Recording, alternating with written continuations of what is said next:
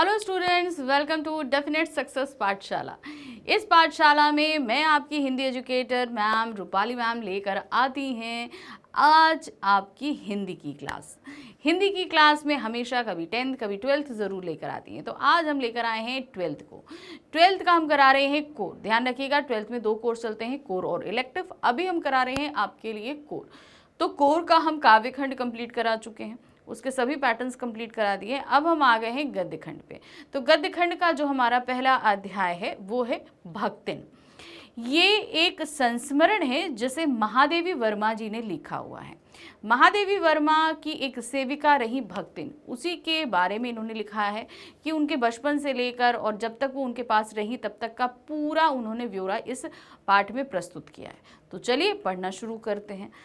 तो सबसे पहले याद रखिएगा ये गारो के गद्य खंड का अध्याय है और इसे हम वन शॉट में पढ़ रहे हैं, डिटेल में नहीं पढ़ रहे। वन शॉट का तात्पर्य यहाँ पर ये हुआ कि हम पूरा जो चैप्टर है वो थोड़ा सा शॉर्ट करके पढ़ रहे हैं, लेकिन जितनी भी इंपॉर्टेंट चीज़ें हैं वो सभी हम यहाँ पर आपके लिए मेंशन करेंगे।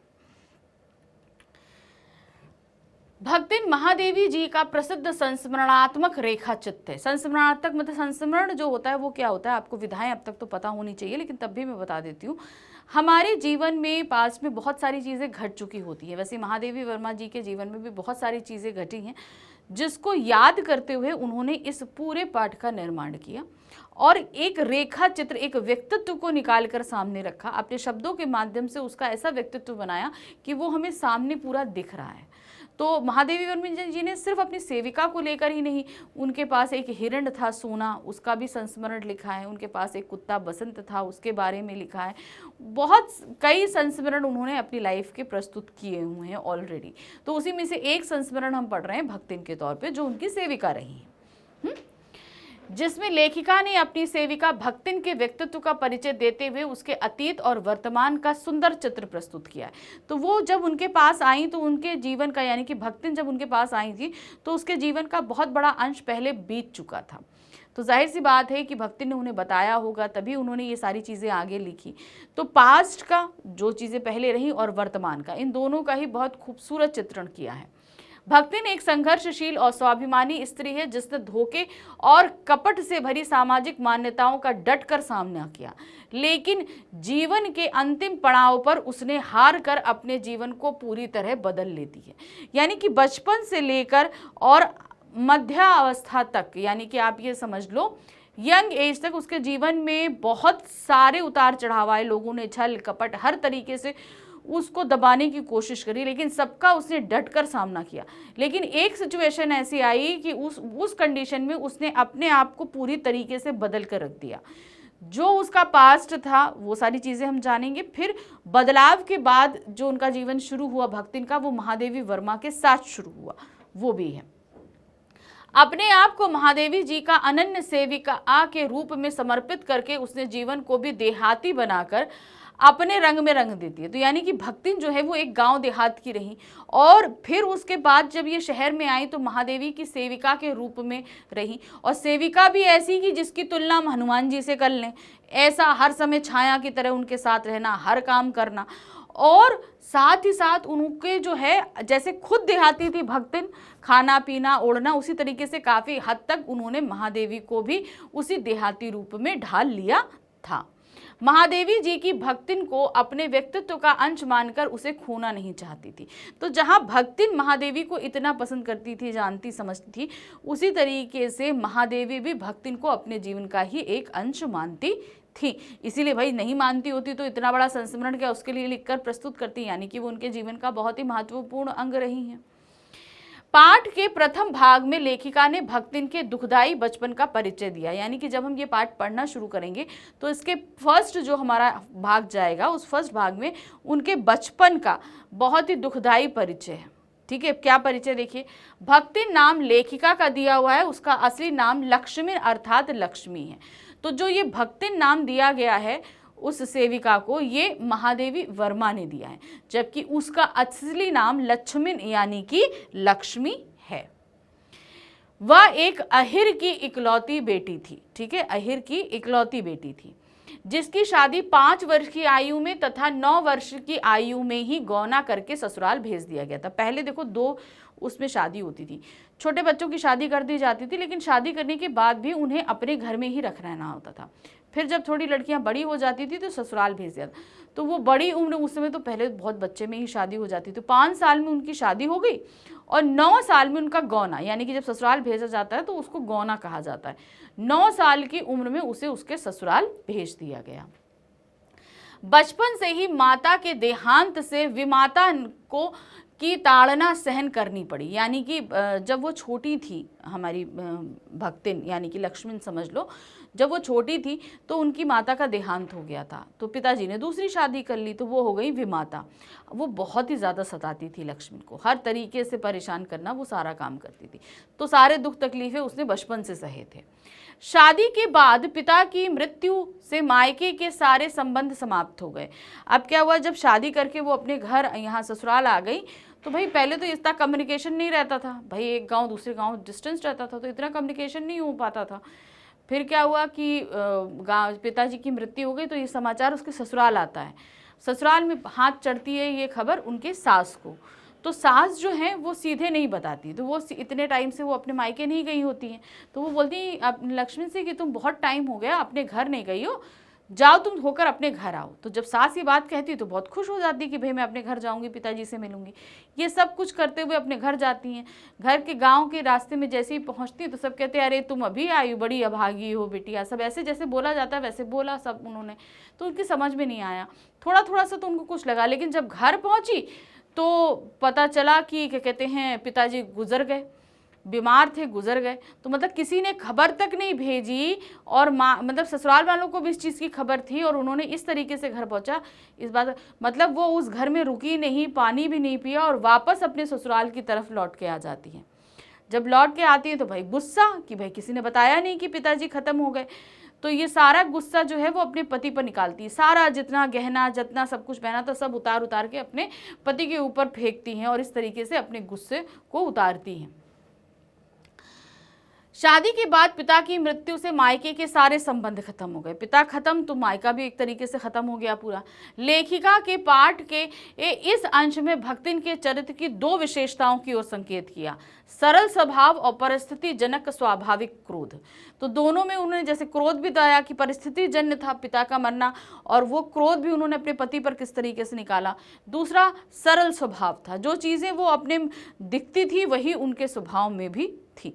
तो ये 2 उनके बचपन के अंश से निकलकर सामने आती हैं।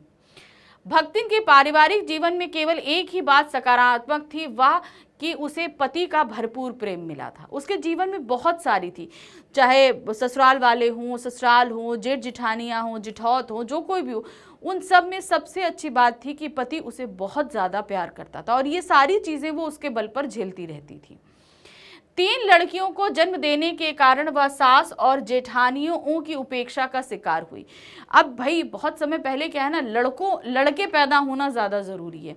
अब सास के भी 3 की 4 लड़के, फिर उन जेठानियों के भी लड़के, सबके लड़के थे, लेकिन लक्ष्मण के जो है वो 3 लड़कियां हो गई। इस बात से उसे घर में बहुत ज़्यादा सताया जाता था। सताया मीन्स कैसे जाता, घर के सारे काम जो है वो लक्ष्मण और उसकी 3 बेटियां मिलके करती, जबकि जेठानियां और सास बैठकर गप्पे मारा करती थी। उनके लड़के खेलते रहते, दूध मलाई खाते रहते, और यहाँ पर जो है लक्ष्मण और उनकी लड़कियों को एकदम सूखी सूखी रोटी खाने को मिलती। इस तरीके से सारा काम भी वो करना, घर खेत खलियान सब कुछ संभालना उन तीनों के बस में हो गया था। वो भी चुपचाप वो सारे करती रहती थी। वही हुआ, सारी उपेक्षा। लेखिका ने यहाँ लड़के और लड़की की सर्वसुलभ अंतर को प्रदर्शित किया है कि समाज में लड़का और लड़की के बीच उस समय कितना अंतर था। ये चीज़ हमें इस बात से पता चलती है। बड़ी लड़की की शादी के बाद पति की मृत्यु ने भक्तिन को एकदम तोड़ दिया। अब 3 लड़कियां थी, 3 लड़कियों में बड़ी लड़की की शादी कर दी गई। अब बड़ी लड़की की जब शादी हुई उसके कुछ टाइम बाद उसका पति का देहांत हो गया। बहुत ही कम उम्र थी, ज़्यादा ये भी नहीं वो थी। तो अब वो परिस्थिति ऐसी, भाई उसे अपने जीवन में सिर्फ एकमात्र सहारा उसके पति का प्यार था, वो पति भी उसे छोड़कर चला गया। देखिए भाग्य उसका कैसा। बड़ी बेटी चली गई, अब 2 बेटियां और वो अकेले बची। लेकिन उसने हार नहीं मानी कि परिस्थितियां इतनी बिगड़ी, लेकिन तब भी भाई हार के छोड़ दो ऐसा नहीं हुआ। पहले की भांति अपने सारे कारोबार को ज्यों का त्यों संभाल रखा था, जो उसके सगे संबंधियों को बिल्कुल अच्छा नहीं लग रहा था। अच्छा, बड़ी लड़की की शादी से पहले घर का बंटवारा हो चुका था, ये ध्यान रखना कि अब देखो सब कुछ जो है वो भक्तिन संभाल रही थी, तो उसे पता था कौन सा गाय बैल अच्छा है, कौन सा खेत अच्छा है, क्या है। तो ये हुआ कि भाई बंटवारा किया गया, तो उसने जो चुन चुन कर चीज़ें ली वो सारी अच्छी चीज़ें उसके पास आ गई। उसने जो चीज़ें अच्छी थी, मतलब जो वो देखभाल करती थी, तो सब देखते थे कि हाँ भाई इससे दूध ज़्यादा निकलता है, वो ले लिया। तो मतलब घेर भोर के सारी बेकार चीज़ें उसको आ गई, लेकिन वो बेकार चीज़ों को भी अच्छा करना जानती थी। तो उसने अपनी मेहनत से खेत हो, गाय बैल हो, सब कुछ उसने बहुत अच्छा कर लिया था। फिर उसके बाद बड़ी लड़की की शादी करी, उसके बाद पति मर गया। अब पति मरने के बाद जो सब कुछ, इतनी अच्छी प्रॉपर्टी सब कुछ उसने बनाकर रखी थी, खेत खलियान, घर, गाय बैल, सब कुछ, अब सगे संबंधियों को ये लगा कि भाई इसका पति तो है नहीं, ये अकेले, दो लड़कियां अब इसके पास में, तो अब एक काम करते हैं, किसी तरीके से इसका जो है हम विवाह कर देते हैं। किसका? भक्तिन का। भक्तिन का विवाह कर देंगे तो वो अपने घर चली जाएगी, इन दोनों लड़कियों की शादी कर देंगे, तो ये सारी प्रॉपर्टी हम लोग के पास आ जाएगी। अब उन लोगों के सारे जो जितना भी काम था उस प्रॉपर्टी को हथियाने के चक्कर में चलने लगा। वे सभी चाहते थे कि सारा कारोबार, पशु और घर बार उनका हो जाए, पति मर गया तो उनका हो जाए, तथा लक्ष्मण यहां से छोड़कर चली जाए। लक्ष्मण ने अपने बड़े दामाद को घर जमाई बनाकर रख लिया। अब घर में कोई आदमी नहीं, उस समय आदमियों का होना मतलब घर को चलाने बहुत जरूरी, तो वो क्या किया जाए। उसने क्या किया, बड़ा वाला जो दामाद था जिसकी शादी करी थी, उसके बाद पति मर गया था, तो उसको लेके जो है वो यहाँ पर आ गया, उसको घर जमाई बना लिया कि तुम यहीं घर पर आकर रहो। लेकिन तभी उसकी लड़की भी विधवा हो गई, यानी कि जिस जमाई को घर पर रखा था वो जमाई भी मृत्यु को प्राप्त हो गया, तो बड़ी लड़की उसकी विधवा हो गई। उसके परिवार के लोग लड़की की शादी अपने किसी जान पहचान के व्यक्ति से करता देना चाहते थे। अब वो चाहते थे कि जो लड़की अब विधवा हो गई है, अब वो ये चाहते थे, सगे संबंधी यानी कि जेठ और जिठौत और जेठानियाँ चाहते थे कि किसी तरीके से उसकी लड़की की शादी अगर हम अपने पहचान, अपने रिश्ते में किसी लड़के से करा दें तो ये सारी प्रॉपर्टी हम लोग की हो जाएगी, जिसका लड़की ने विरोध किया। यहाँ पर लेखिका ने समाज की एक और समस्या को रेखांकित किया। अब यहाँ पर क्या हुआ, उनका एक जेठ था, उसका एक साला था जिसे तीतरबाज साला कहा गया है। अब उन्होंने सोचा कि अगर ये बेकार निठल्ला तीतरबाज का मतलब होता है कि जो पहले बहुत ये होता था, गांव में बैठकर मुर्गों को, तीतरों को लड़ाया जाता था, उसको तीतरबाज कहा जाता था। वो काम करता रहता था, मतलब बेसिकली कोई काम नहीं करता, बेकार का आदमी था। तो उसकी जो जेठानी थी उसका भाई था, तो उन्होंने सोचा कि अगर इस भाई से मैं अब लक्ष्मण की इस लड़की की शादी करा दूंगी तो फिर क्या होगा, वो घेर के ये सारी प्रॉपर्टी मेरी हो जाएगी। तो जब ये प्रस्ताव रखा गया तो लड़की तैयार नहीं हुई, उसने मना कर दिया। अब ये लोग कहाँ मानने वाले। इन लोगों ने क्या किया, एक दिन देखा कि लड़की घर में अकेली थी, बड़ी वाली, तो इन्होंने ज़बरदस्ती उस साले को उस घर रूम के अंदर भेज दिया और बाहर से दरवाज़ा लगा दिया और बुला लाए पंचायत वालों को। और जब दरवाज़ा खोला तो कहते हैं देखो भाई ये लड़का लड़की एक कमरे में बंद है, तो समाज के हिसाब से भाई लड़का लड़की एक बार अगर उसमें पाए गए तो इनको तो शादी करनी पड़ेगी। इस बात के लिए वो लड़की जब लड़का अंदर बंद हुआ तो उसने लड़की की खूब कुटाई भी करी, लड़के को खूब मारा, उसके निशान भी खूब पड़े। तो जब बाहर आया तो दिखाया गया कि नहीं भाई हम ये ज़बरदस्ती घुसा था, देखो मैंने इसको मारा भी है, लेकिन पंचायत मानने को तैयार नहीं और उसने ज़बरदस्ती शादी करने का आदेश दे दिया। आखिरकार उस लड़की को ज़बरदस्ती शादी करनी पड़ी, ना मन होते हुए भी उस तीतरबाज लड़के से उसको लड़की को शादी करनी पड़ी। अब वो लड़का जब घर में जमाई बन के आया तो धीरे धीरे पूरे घर पे जो इनका कब्जा होने लगा, कोई ध्यान नहीं, कुछ नहीं, धीरे धीरे सब कुछ खत्म होता गया और भक्तिन जो है वो कर्जे में डूब गई। तो यहाँ पर देखिए क्या है, जिसका लड़की ने विरोध किया, यहाँ पर लेखिका ने समाज की एक समस्या को रेखांकित किया है कि किस प्रकार समाज किसी स्त्री की बेबसी, लाचारी और गरीबी का लाभ उठाकर उसे झूठ के जाल में फंसाकर नापसंद और घृणा पात्र युवक से शादी करने को विवश कर देती है। तो पंचायत के फैसले की वजह से वो लड़का उसको पसंद नहीं था, तब भी उसे शादी करनी पड़ती है। अब जब यहाँ, अच्छा मैंने आपको यहाँ तक तो बता दिया कि सब कुछ कर्जे में डूब गया उसका, और डूबने के बाद क्या हुआ, एक बार जो महाजन को कर्ज जो कर देना होता है वो कर नहीं अदा कर पाई, तो फिर उसके चक्कर में क्या हुआ, एक दिन महाजन ने बुलाकर उसे सारे दिन धूप में खड़ा रखा। इस अपमान को भक्तिन सह नहीं पाई और सब कुछ छोड़ छाड़ कर वो चली आई शहर। कहाँ? महादेवी वर्मा के पास में। भक्तिन महादेवी जी के पास शहर पहुंचती है। उसकी वेशभूषा में गृहस्थ और वैराग्य का सम्मिश्रण था, यानी कि उसने सफ़ेद साड़ी पहनी थी, गले में कंठी माला था, सर पे चंदन था, सर घुटा हुआ था, क्योंकि विधवा थी उस समय, विधवा के अकॉर्डिंग जो है ना सर को घुटा देना पड़ता था, तो सर में बाल नहीं थे। तो वो एक तरीके से वो गृहस्थ भी दिख रही थी और वैराग्य से भी दिख रही थी। वह रसोई का सारा काम कर लेती थी। सुबह उठकर सूर्य का जल से अभिनंदन और 2 मिनट तक नाक दबाकर जप करने के उपरांत रसोई में प्रवेश करती थी। अब जब भक्तिन महादेवी के पास भक्तिन आई तो उन्होंने पूछा, भाई तुम्हारा नाम क्या है? तो भक्तिन बनाने को तैयार नहीं, तो उन्होंने बोला कि भाई देखिए, मैं आपको अपना नाम बताऊंगी, लेकिन सिर्फ इस शर्त पे कि आप मेरा नाम कभी पुकारेंगी नहीं। क्यों ऐसा था? क्योंकि उनके भाग्य के अनुसार उनका नाम जस्ट अपोजिट था। लक्ष्मी का मतलब होता है जो धन दौलत से पूरी तरीके से संपन्न हो, लेकिन यहाँ पर उसके पास तो धन दौलत था नहीं, तो वो पूरी तरीके से अपोजिट थी, इसीलिए वो अपने नाम को लेना नहीं चाहती थी। अब भाई उसको बुलाने के लिए कोई तो नाम रखना है, तो महादेवी ने उनका नाम भक्तिन रख दिया। अब वो क्या करती थी, रसोई उन्होंने संभाल ली। सुबह सूर्य को अर्घ देना, जाप करने के बाद वो एक गीली साड़ी में रसोई में प्रवेश करती थी। जब भक्तिन ने रसोई में प्रवेश किया, महादेवी जी का रसोई में प्रवेश दुर्लभ हो गया, क्योंकि उनके हिसाब से वहां पर उन्होंने एक लक्ष्मण रेखा खींच दी। उस रसोई में उनके अलावा कोई भी वहां प्रवेश नहीं कर सकता था। अब महादेवी के साथ उनकी कुछ स्टूडेंट्स भी रहती थी, तो उनका प्रवेश भी वहां वर्जित कर दिया गया। दाल सब्जी ना बनने पर भक्तिन अमचूर और लाल मिर्च की चटनी पीस लेती। अब कभी जैसे खाना नहीं बनाया, दाल सब्जी नहीं बनी, तो चटनी पीस ली, उसके साथ रोटी दे दी। इसके साथ साथ वह भोजन में गुड़ परोसना भी नहीं भूलती थी, यानी कि जब खाना परोसती थी तो गुड़ भी देती थी। तो मतलब अपने हिसाब से वो पूरे घर को चलाने लगी थी। शहर में रहने वाली महादेवी जी गांव की इस निपट देहातिन से इतनी प्रभावित होती कि वह खुद भोजन के मामले में गुड़ परोसना भी नहीं भूलती। तो कहने का तात्पर्य क्या है, भक्तिन के साथ रह रहकर महादेवी वर्मा भी जो हैं वो अब थोड़ा थोड़ा देहाती रूप लेने लगी थी। अर्थात जैसे भक्तिन खाने के साथ गुड़ जरूर देती थी, वो भी अगर किसी को खाना दे रही हैं तो साथ में गुड़ रखना नहीं भूलती थी। तो भक्तिन की जो आदतें हैं वो भी महादेवी के अंदर आने लगी थी।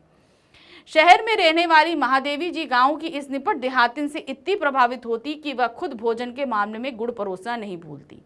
शहर में रहने वाली महादेवी ग्रामीण जीवन के मोटे और साधारण भोजन लेखिका को भी अच्छे लगते।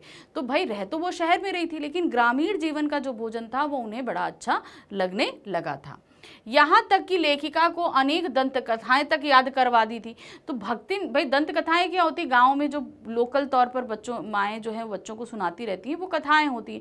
तो वो कथाएं जब भक्तिन यहाँ पर आई तो वो महादेवी को सुनाने लगी, तो वो कथाएं महादेवी को पूरी तरीके से याद हो चुकी थी। वह भी भक्तिन की भाषा में, यानी कि वो जो गाँव वाली भाषा होती है उसी भाषा में वो कथाएं जो है महादेवी को याद हुई थी। लेकिन भक्ति ने शहर की कोई बात, कोई शिष्टाचार, कोई व्यंजना से प्रभावित हुए बिना अपनी सरलता और सहजता को बनाए रखा। यह उसके चरित्र की दृढ़ता को दर्शाता है। तो मतलब महादेवी वर्मा ने जो बोला ना कि मैं जो है वो एक देहाती हो गई थी, यानी कि उन्होंने भक्तिन की बहुत सारी चीज़ों को अपना लिया था, लेकिन भक्तिन ने शहर की कोई भी चीज़ को खुद नहीं अपनाया था। यानी कि वो चारित्रिक रूप से इतनी दृढ़ थी कि किसी का प्रभाव उसके ऊपर ज़्यादा नहीं पड़ता था। भक्तिन में दुर्गुणों का पूर्णता अभाव नहीं था। हम ये बोले कि भक्तिन पूरी तरीके से अच्छी थी तो नहीं, उसके अंदर भी दुर्गुण थे। अपनी स्वामिनी की खुशी के लिए थोड़ा बहुत झूठ वह अक्सर बोल देती थी। मतलब कुछ झूठ बोलना, कहीं रह दिया या कुछ कर दिया तो वो झूठ बोल देती थी। इधर उधर पड़े पैसों को वो इकट्ठा करके रख लेती, यानी कि जैसे हम लोग घर में होता है, घर में कभी कुछ पैसे यहाँ रख दिए वहाँ रख दिए, उन पैसों को वो इकट्ठा करती और इकट्ठा करके अपने पास एक जगह रख लेती। कोई उससे बोलता है कि तुम चोरी करी हो तो उससे शास्त्रार्थ करने को तैयार हो जाती है, भाई ये हमने वक्त ज़रूरत के लिए संभाल के रखा है, जब वक्त पड़ेगा तो ये पैसे निकाल के हम दे देंगे मालकिन को। किसी भी बात को अपनी सुविधा अनुसार शास्त्र मत के अनुसार बताकर तर्क की चुनौती देना भक्तिन के लिए साधारण सी बात थी। यानी कि अगर उससे किसी चीज को मना किया जाता कि ये काम तुम मत करो, तो वो उसके लिए हर तर्क देने के लिए तैयार रहती थी। शास्त्र तक को देखो क्या था कि वो हर बृहस्पति जो है अपना सिर मुंडाती थी। भाई बाल तो उगते रहते हैं, अब वो विधवा थी तो उसका सिर मुंडाना जो है महादेवी को अच्छा नहीं लगता, तो वो मना करती। तो वो सीधे मना करती थी कि शास्त्रों में लिखा है कि विधवा का सर मुंडना चाहिए तो मैं, और वो हर थर्सडे को उसका मुंडन कराया करती। ये थी अपने सर का। शास्त्र का सहारा लेकर अपने सिर मुंडाने की बात में वह लेखिका को निरुत्तर कर देती थी कि शास्त्रों में ऐसा लिखा है, तो जिसकी वजह से महादेवी वर्मा कोई भी उत्तर नहीं दे पाती थी। वह अनपढ़ है लेकिन महादेवी जी की पढ़ाई लिखाई पर उसे अभिमान है। मतलब वो खुद अनपढ़ है लेकिन महादेवी वर्मा तो भाई एक लेखिका हैं, तो जाहिर सी बात है कॉपी किताब इन सारी चीज़ों में, और खुद अध्यापिका भी रही, तो इस वजह से वो पढ़ाई लिखाई जो महादेवी की थी उसका उनको बहुत ही ज़्यादा गुरूर भी था। इस उम्र में पढ़ना उसे अपने अपमान जैसा लगता था, लेकिन बिना पढ़े लिखे ही अपनी मालकिन की पढ़ाई के कारण वह पढ़ने वालों की गुरु बन बैठी थी। कहने का तात्पर्य क्या था, एक बार महादेवी वर्मा ने कहा कि अगर किसी को सबको अपना पैसा लेना है तो उसके लिए हस्ताक्षर करने पड़ेंगे। तो मोस्टली लोग अनपढ़ थे तो सबने हस्ताक्षर करना सीख लिया, लेकिन इन्होंने नहीं सीखा, और जो वो क्लास लगती थी उसमें भी वो सबकी गुरु बन के खड़ी हो जाती थी। तो इस तरीके से वो अनपढ़ों की भी गुरु बन जाती थी, मतलब जो पढ़े लिखों की गुरु बनकर वहां पर प्रकट हो जाती थी। उनके साथ एकात्मकता स्थापित करने पर विवश कर देती थी कि नहीं तुम्हें ये काम करना है, तो गुरु बन के वो उनको हर एक काम के लिए विवश कर दिया करती थी। सवेरे भक्तिन लेखिका से पहले उठती और उसके साथ ही घूमने जाती। जैसे मैं बताया ना, छाया की तरह हमेशा भक्तिन उनके साथ रहती थी। तो सुबह महादेवी से पहले उठना और हर जगह उनके साथ जाना था। छाया के समान हमेशा वह साथ रहती। युद्ध के भय से वह लेखिका को अपने साथ गांव चलने का आग्रह करती हैं। तो उसी समय एक युद्ध छिड़ गया, कौन सा युद्ध है ये मेंशन नहीं है, तो युद्ध छिड़ा। उस युद्ध में भाई ये हुआ कि जो है अब लेखिका हमारी है तो वो सरकार के खिलाफ लिखना या जो कुछ, जिसकी वजह से उन्हें भी पकड़ में जेल में डालने की बात चलने लगी। तो इस बात से वो बहुत डर जाती हैं, क्योंकि वो महादेवी वर्मा को छोड़ना नहीं चाहती और जेल जाने के नाम से बहुत डरती हैं। लेकिन तब भी वो जेल के नाम से इतना डरती हैं, लेकिन जब ये पता चलता है कि महादेवी वर्मा को भी जेल भेजा जा सकता है तो वो उनके साथ जाने को तैयार होती। तो सब कहते कि भाई बिना किसी जुर्म के आपको अंदर नहीं किया जा सकता है, तो कहती नहीं हम समझा लेंगे, हम कुछ कर लेंगे, हम हमेशा महादेवी वर्मा के साथ रहेंगे।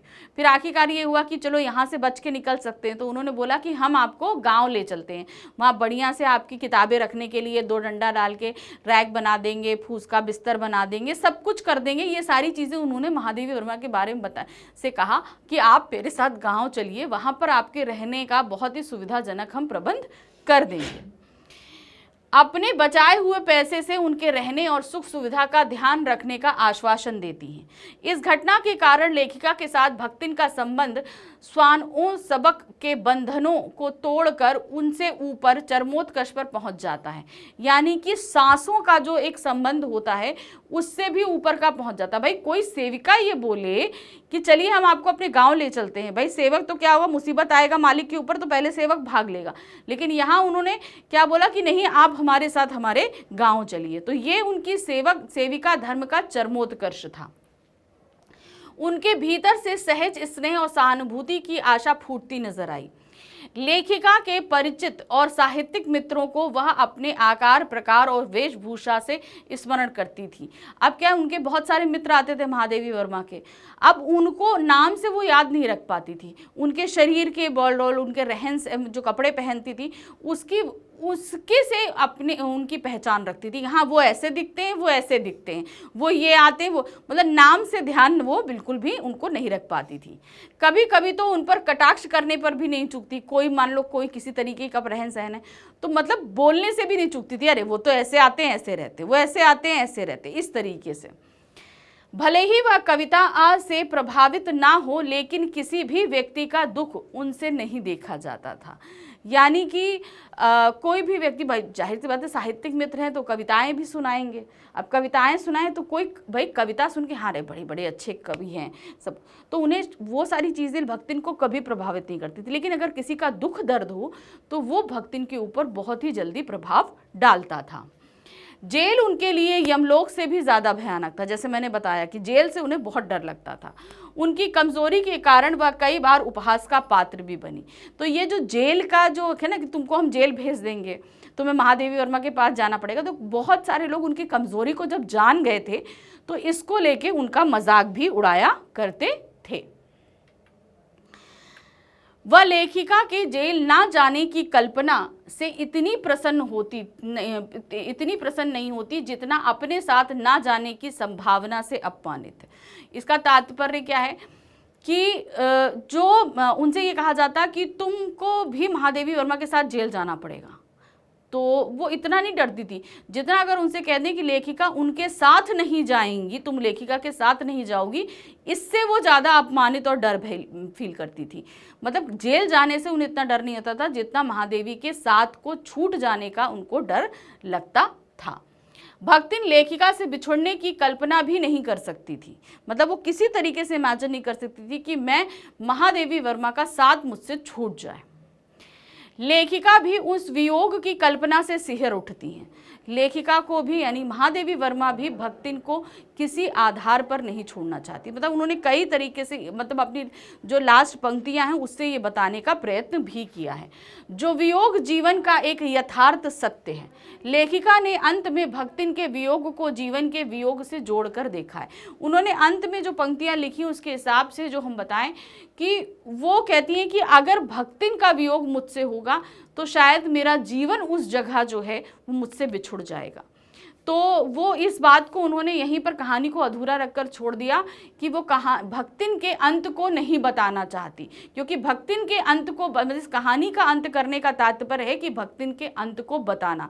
इसलिए वो इस कहानी का अंत किसी भी हाल में नहीं कर रही हैं, क्योंकि वो उसके अंत को एक्सेप्ट नहीं कर पा रही हैं, इसीलिए उन्होंने इसको बयां करना नहीं चाहा है।